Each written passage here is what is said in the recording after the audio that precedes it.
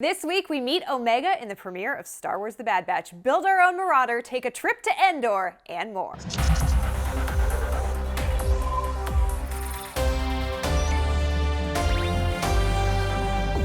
The Sad Batch. The Sad Batch. Yes. Food fight! Yes, I have food fight. Okay. All right. Where there's a crosshair, there's a toothpick. Go! I've got bingo! Okay, well, you and I both know that I won. In last week's episode, we got a look inside Disney Cruise Line's upcoming Hyperspace Lounge, and it is the definition of luxurious. At first, we kept daydreaming about all the cool planets and ships you would see pass by that window while kicking back on that space stool. But daydream no more, because right now, we're going to teleport you into the lounge for an exclusive first look at the view of Endor. Hey, Ewoks. Oh. Okay, you look a little busy actually. Barflies can also gaze out the viewport to spy Y-Wings, T-70 X-Wings, TIE Fighters, YT-2400 Light Freighters. What? Could that be Iron Squadron? I know them! For the full list of all locations and ships that will make an appearance, head to the one, the only, StarWars.com/thisweek. But that's not the only space cruise news this week. Star Wars Galactic Starcruiser, the fully immersive 2-night vacation experience located at Walt Disney World, will be launching in 2022. And it will give guests a look at our girl Rey, wielding a never-before-seen piece of technology out of Walt Disney Imagineering research and development. This brand new lightsaber is both very realistic, delivering an authentic and immersive Star Wars experience, and is oh so pretty. Give it to me. But if you need some halcyon Starcruiser deets like yesterday or 2 days ago, you can head to StarWars.com/thisweek to read an interview with Imagineer Anne Murrow Johnson right now. Yesterday, some new poster art dropped on StarWars.com to herald the Republic Fair. In Galaxy, the Galactic Fair is the brainchild of Chancellor Lina and a way to showcase all that Republic has to offer its member planets. Think World's Fair, but with a lot of worlds.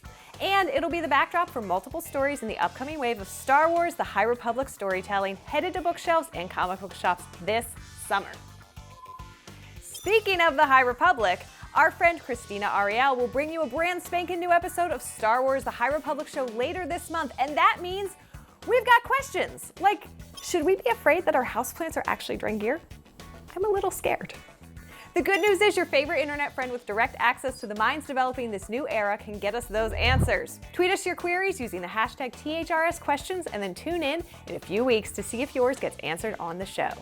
Today, the LEGO Group unveiled a new addition to its line of Star Wars creations, the Bad Batch Attack Shuttle. The ship comes in for a landing complete with minifigs for the whole crew. I'm talking Hunter, Echo, Tech, Wrecker, and, spoiler alert, Crosshair in some very dark new armor. The ship is loaded with impressive details from a smattering of Arabesh in the Batch's quarters to helmets and hair pieces for Hunter and Tech. Which reminds me,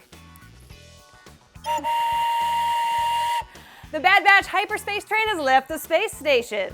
It's a great week to be a Star Wars fan because not only did we get the premiere of Star Wars The Bad Batch on Star Wars Day, but tomorrow we get another brand new episode. The supersized 70-minute debut, Aftermath, plunged us right into the heat of one of the last Clone Wars battles with a surprise cameo by Freddie Prinze Jr. Here. Playing a younger version of his Star Wars Rebels character, the Jedi Padawan Caleb Dume.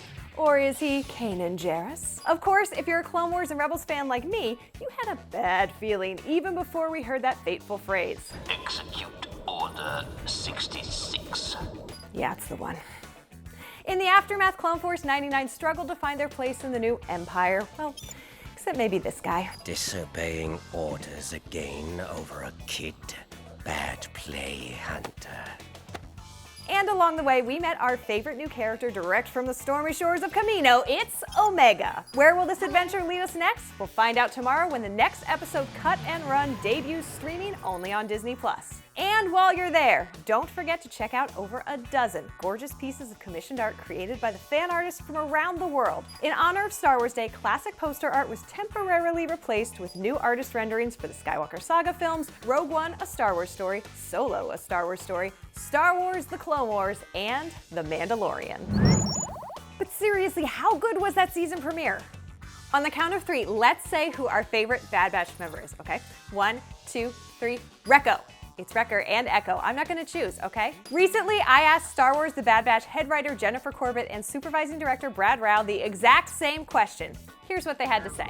I'm really excited about Wrecker, how much the fans already love Wrecker, but he's not just this big, brash, blow things up Kool-Aid man kind of character, which he sometimes is and it's fun, but also to get into the nuance of this guy. And he's not a simple-minded guy. He's got a lot of depth to him. He's really smart. I feel like it changes on the day. Sometimes it's Hunter because I feel like his journey as their leader and going from a squad in the military to now a father figure, a brother figure, and he's just trying to keep everybody alive and just sort of how he's changing and growing. I also love Echo because Echo has been through so much and he is just like the little engine that could. I just love that he's this wounded warrior who's still very much a soldier at heart and wants to fight for people.